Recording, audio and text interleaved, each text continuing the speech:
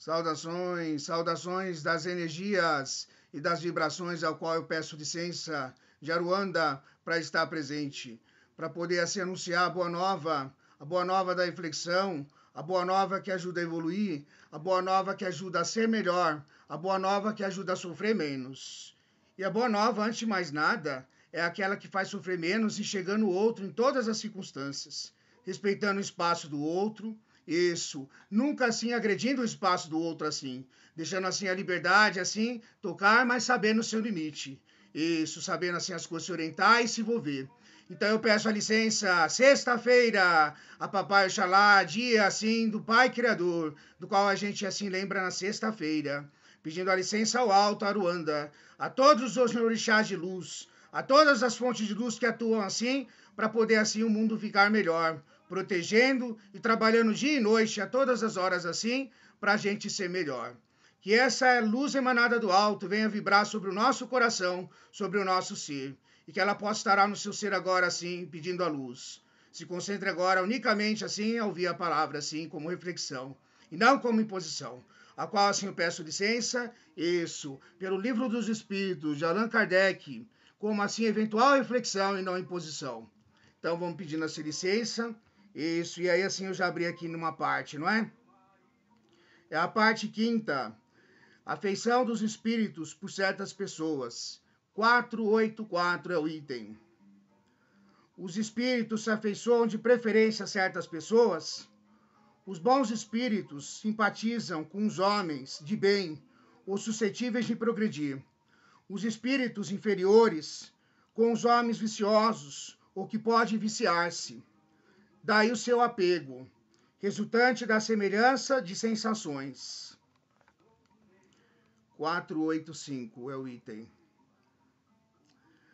Isso. A afeição dos espíritos por certas pessoas é exclusivamente moral? A afeição verdadeira nada tem de carnal. Mas quando uns espíritos se apegam a uma pessoa, nem sempre o faz por afeição, podendo existir no caso uma lembrança de paixões humanas. Item 486. Os espíritos se interessam pelos homens infortúnios e pela nossa prosperidade. Os que nos querem bem se afligem pelos males que experimentamos na vida. Os bons espíritos fazem todo o bem que podem e se sentem felizes com as vossas alegrias. Eles se afligem com os vossos males, quando não suportais com resignação, porque então esses males não vos dão resultados, pois procedeis como o doente que rejeita o remédio amargo destinado a curá-lo.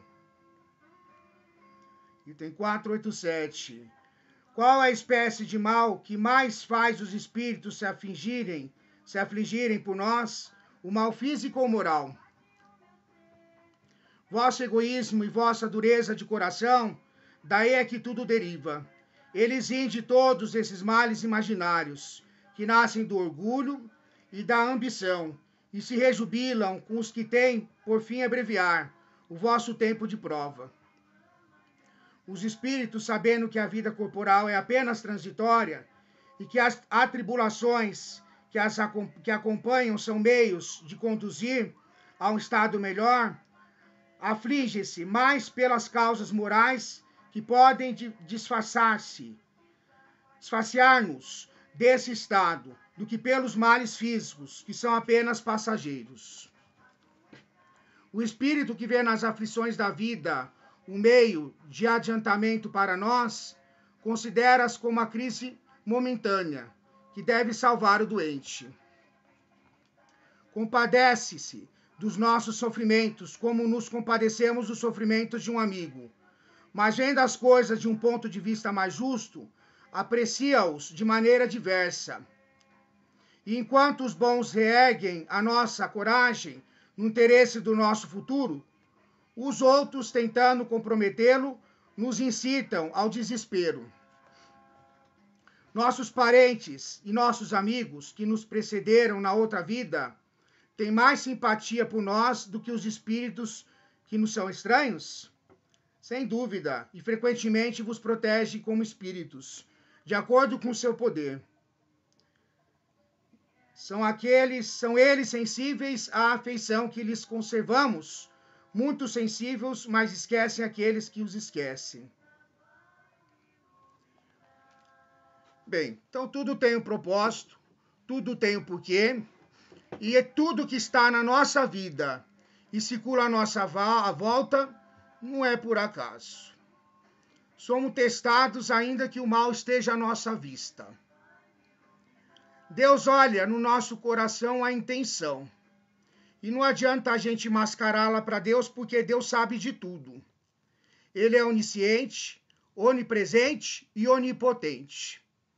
Ele sabe toda a medida de todas as coisas, ainda que você queira enganar os olhos das pessoas ou dos humanos. Ele sabe como você filtra todas as vossas intenções. Claro que existem várias coisas que nos fazem sofrer. Enquanto a pessoa fica cuidando, olhando, vigiando e firmando seu pensamento a cuidar da vida dos outros, ela deixa de cuidar da dela. E ao olhar para outra segundo a sua resignação ou seguindo a sua formação moral, ela julga. Ela se põe a falar aquilo ou pensar aquilo que ela aprendeu do seu modo.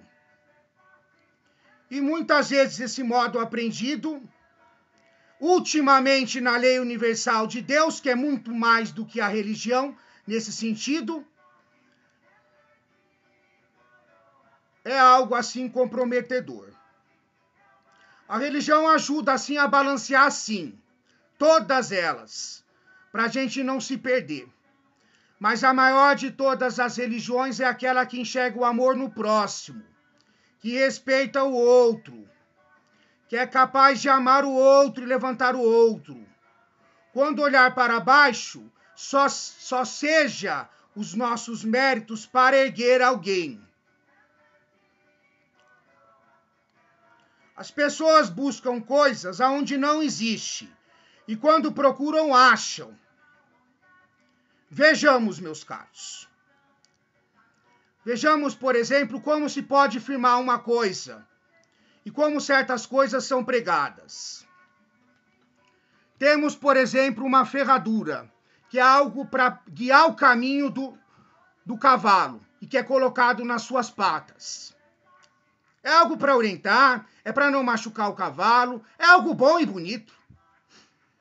Aí, conforme a conveniência religiosa, porque o outro usa a ferradura, já generalizam como, por exemplo, a ferradura sendo algo mal. Tudo depende do instrumento de luz que você coloca e aprecia, seja lá o que for. Agora, você falar para o outro que isso é coisa do diabo, é coisa do inferno, é coisa errada, é algo perigoso. É colocar o outro irmão de outra religião na parede e falar você está errado. Ao invés de criar união, cria separação. E sob esse aspecto temos que tomar muito cuidado, pois temos que ter amor para entender o outro. E não firmar porque o outro fez a coisa errada com seu coração, como a religião dele sendo errada. Toda religião é para orientar e levantar, mas a religião que de alguma maneira se levanta a querer falar que ela é a dona da verdade e o outro está errado, duvide. Ela mais separa sob esse aspecto de pregação do que une. Então é melhor que nem existisse isso. Claro que temos que firmar no divino e saber separar as coisas das coisas, das quais arbitrariamente podem ser assim colocadas no coração do outro, e generalizando para todas as outras coisas. Estamos sim nesse mundo como passagem.